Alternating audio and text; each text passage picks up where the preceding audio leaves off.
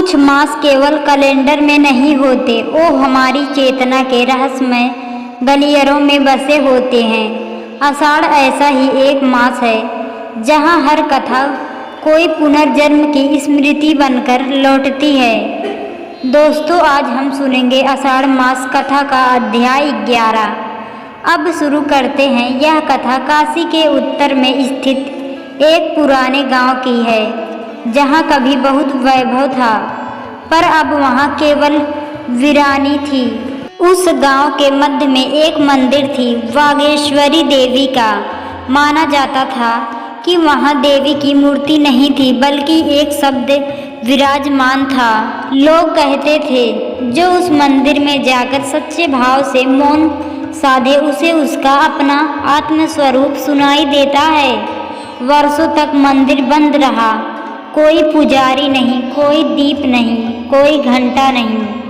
फिर एक दिन आषाढ़ मास की शुक्ल एकादशी को एक युवा पथिक वहां आया। नाम था भाव योगी।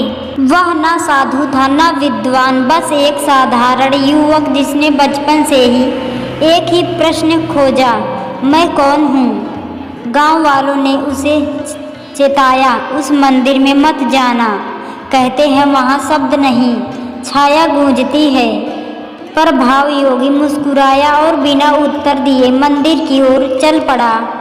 वह मंदिर में अब भी वैसे ही था, दीवारें झुकी हुई, छत गिरी हुई और गर्भगृह में बसे एक पत्थर जिसके चारों ओर जालों की लिपटी चुप्पी थी। भाव योगी ने वहां बैठकर ध्यान लगाया। धीरे धीरे मौन घना होने लगा। फिर एक स्वर गूंजा, न बाहर से न भीतर से, बल्कि उस पत्थर से। वह स्वर कोई मंत्र नहीं था, वह एक प्रश्न था, तू क्या छोड़कर आया है। भाव योगी चौंका नहीं, उसने उत्तर नहीं दिया, बस अपने ध्यान को और गहरा किया। स्वर फिर गूंजा, जो तू बन चुका है, क्या वो तेरी आत्मा से मेल खाता है। अब भाव योगी की आंखों से आंसू गिरने लगे। वह जान गया, यह मंदिर किसी देवी का निवास नहीं, बल्कि स्वयं की चेतना का आईना है। अचानक एक कंपन हुआ, मंदिर की शिला टूटी और उसमें से एक कांच का ताखा निकला, जिसमें एक अदृश्य लेखन झलक रहा था। भाव योगी ने उस लेख को पढ़ा। शब्द थे, जो जानता है वह बोलता नहीं, जो बोलता है वह जानता नहीं। तू मौन रहा, तेरे भीतर ब्रह्मा गूंजेगा।